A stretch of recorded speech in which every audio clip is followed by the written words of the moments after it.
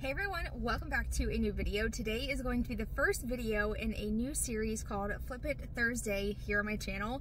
I'm really excited about this new little series. I thought it would be fun to bring you guys along to the thrift store, regular store, around my house, finding items and flipping them together. Small little DIY projects that are affordable that also look really cute. So I hope you enjoy the new series. I thought about this for a while. Like, there's so many small projects I do that sometimes I don't even share. I just do them and I don't even post it because it's like such a small project. So I thought it'd be fun to incorporate that into my channel with its own video series. So Flip It Thursday just kind of fit. I don't know, I thought it was cute. So that's what I'm gonna do. I actually tried to do this, I wanna say it was like last year, sometime towards the end of the year, where I was flipping for a profit. And I wanna say I called it Flip It Thursday then too. This time, I'm not trying to earn a profit. The only reason why is because I've learned that my area is not great for resale. Like, if you buy things and try to resell it, it's really difficult to do. It's honestly more of a hassle than either just giving it away or using it for yourself. Just full transparency there. I live in that town that like nobody follows through with their word. So anyway, I grabbed a coffee. We're gonna go in here to Salvation Army, see what we can find to flip for this first video. I hope you guys enjoy. I think it's gonna be fun. So let's get in here and see what they got. Crazy story. I'm actually walking on a basement right now. I went into this thrift store that's right here to my left, to my right, and they had a whole basement. It freaked me out, I'm not gonna lie.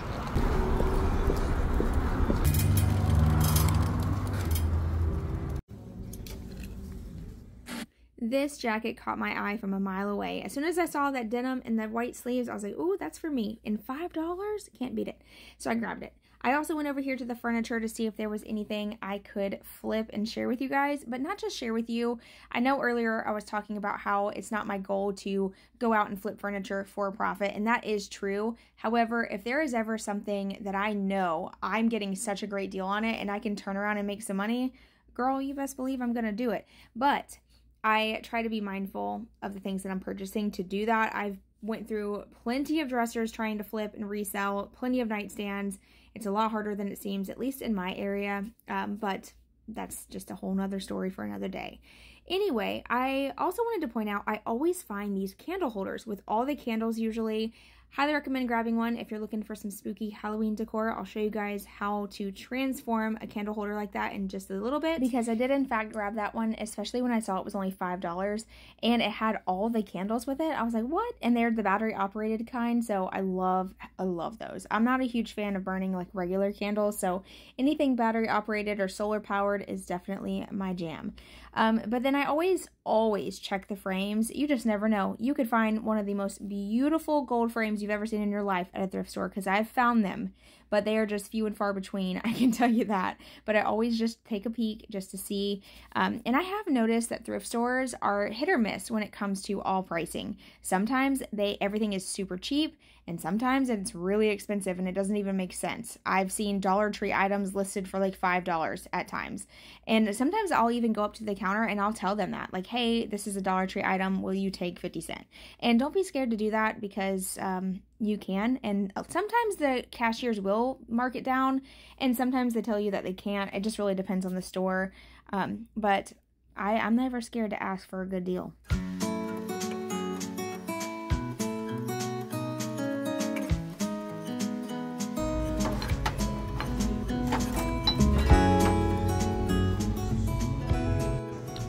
This out, this little shelf, it's $35, but that would be so cute on like a little girl's wall with like some frames, some decor.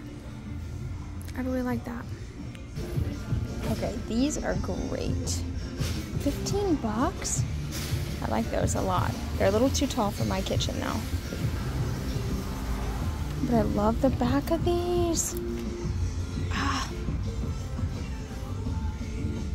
I wonder if I could cut them down. I found some great deals. I cannot wait to DIY some of these items. And I also have one little project that I'm gonna work on that I was gonna share in a previous video. I never got around to doing it. It's a stool. I'm gonna transform the stool. So we're gonna do that today as well. But let me show you the stuff that I got from this thrift store shop, and then we are going to jump into some projects. So first off, I got these beautiful candle holders. I mean, do I need to say anything? Like, they're so beautiful. I think these are gorgeous. I love the little clawfoot design here. Love the gold shade. I think these are just perfect as is. And these are so easy to style. You literally can just put this wherever with a candle in it. It's gonna look great. I mean, it looks like a little crown. It's so beautiful. So I got those for $1 a piece. Next, I grabbed this vase. Now, it was marked for $9. However, all the yellow tags were 50% off. So I paid $4.50 for this. Listen, if you are ever in the need for a new arrangement, or you just need some vases to kind of like switch out and change up styles, thrift stores are the way to go. All you gotta do is spray paint this bad boy and it's gonna look like a brand new piece. I'm actually gonna go with a black with maybe like a little bit more of like a stone look. I think is gonna look beautiful for this shape, especially right now for the fall and also like Halloween time. I wanna try to incorporate a couple more like darker shades. I really love the color of this vase here. I actually spray painted this, so I'm probably gonna do something similar with this one, and I'll use this somewhere around the house. I don't know where, but we'll figure it out. I think it's perfect. And for $4.50, that is a steal. This would be like $20 to $25 at Hobby Lobby new. So yeah, love it. And it's super clean on the inside, which is always surprising because sometimes when you're at the thrift store and you find like a vase, boom, be careful, because I found a dead spider in one of the vases I bought one time. It scared the crap out of me, literally. I got the Seasons Greeting little sleigh. Now this was marked for $12, which I thought was ridiculous for this. I asked her at the register, I was like, you know, is there any way they'll take a little less than this? Because this is like honestly a little overpriced for this, in my opinion. And she was like, oh, you know, the best I could do is $8. I was like, okay, I'll pass. She gave it to me for $6, and it's gonna be transformed into something new in just a few. Look at me, I'm rhyming.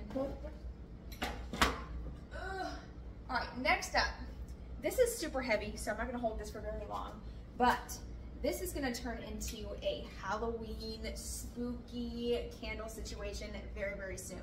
As soon as I saw this, I pictured spider webs, spiders, spooky. $5 for this? $5? This is so heavy and so nice. And what's great about this is it can be used all year round, or you can like spice it up for the seasons. So like I said, I'm gonna end up turning this into like a little Halloween spooky arrangement. I cannot wait to transform this and show it to you guys because it's gonna be really stinking cool. I hope all these candles work. If they don't, it's no big deal. I'll put some tea lights in there, but yeah, we're gonna DIY this in just a minute. The last thing we're gonna work on is this stool. Now, I did not buy this stool today. I actually purchased this a couple days ago when I was at Goodwill. I went, you probably saw me in my vlog that I posted. I think I shared it in the vlog. I didn't DIY it, obviously, because it's still not done. Duh. But anyway, this is the other item that I got. It was $12.98 for the stool. Now, the plan for this is to actually cut it down. So I'm gonna cut it to about here. So we're gonna cut like a good 1.5 feet off of it. And we're gonna make this a small stool to put like a plant on, or like decor, whatever I want. We can even put a pumpkin on it if we wanted to. So I'm going to cut it down, distress it, strip it down, and try to get like a natural wood, like almost like an antique look out of this bar stool. So that's the game plan. There's a snail on it. This was out in the the carport. And yeah, so this is a bar stool from Walmart. That looks like a Walmart tag to me. I could be wrong. Jumping right into the first project, I'm taking this wooden sleigh and I'm actually going to cut off the one side, and I totally regret doing this. I should have left it alone how it was, because I actually like the detail of it used as a shelf. You wouldn't even know it looked like a sleigh, but what's done is done. You can't go back now. So I cut this one side off, and this was actually going to be used as a countertop spice rack. I was going to have it kind of sitting on the counter but attached to the wall. And then I was going to display my spices in like clear jars. And honestly, we still can. I just don't know that that would be as functional. So I decided to switch gears and do something different and use it here in my daughter's room on her desk and display paints on it instead. And this is a little bit more functional. This is something she's going to get use out of every single day. She loves painting, loves art. So I truly feel like this is a little bit more functional for the shelf. Wasn't what I exactly planned on it being, but she's going to absolutely love it.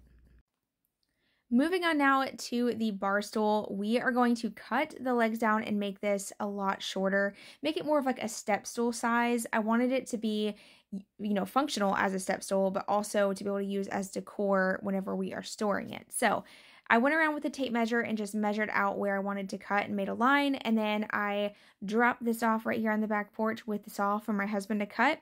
I am not a huge fan of using skill saws. It's no secret. I share this all the time, especially this one. It does have a little bit of a kickback sometimes, and I'd rather him just do it, and he doesn't mind. So he cut it down for me, and then I moved outside to go ahead and start putting some citrus strip on it. Now, I feel like this step could have been skipped. I wish I would have never done this. This was just a mess. I don't like any of these products. I feel like they are just bad for you, bad for the whatever you're DIYing.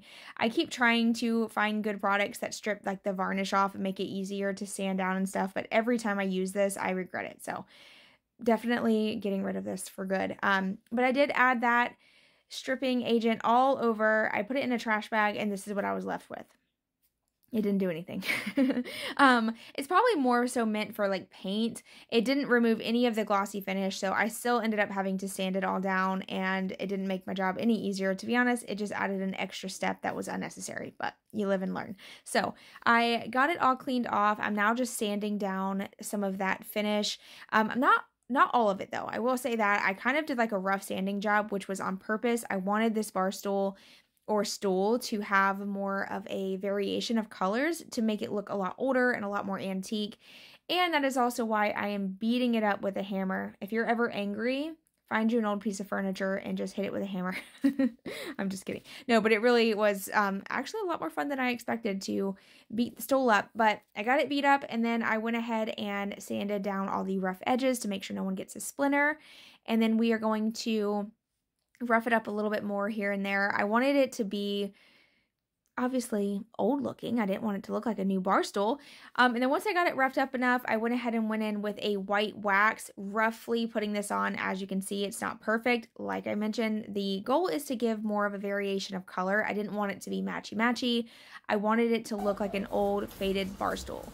This is what it looked like after that first coat of wax. It looked super cute, but it was a little too light and still looked a little too new for me. So I went out to my shed and found some more wax. This is a dark brown. I've had this for years and I'm still using the same bottle. But I added that wax all into the bar stool and really focusing it in on the areas that I roughed up so that way it would soak in and be a little bit darker in those spots. And this just brought the piece to life. It looked so good. I'm so happy with how this turned out. Not only does it serve as a super cute corner piece for decor for a plant, but it's also a functional step stool. So when I need to reach the top of the cabinets, I can use that and then just put it back when I'm done. Also, this looks so beautiful next to a bathtub, maybe with a book or candle. I don't have a bathtub, so I'm just kind of giving you an idea, but look how cute. I love it. Let me know what you think. Can't beat it for a $12 bar stool. This next project is not for everybody. I totally understand. So if you are not someone who celebrates Halloween or you don't decorate for Halloween, I would just go ahead and skip ahead.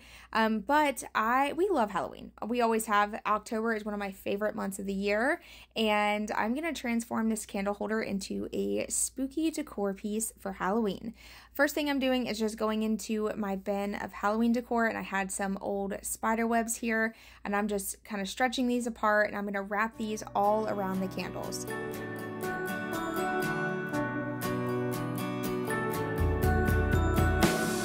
I've been walking in the woods alone, try so hard to find my way back home. There's no reason to give in and let go. All that's left is my corroded soul.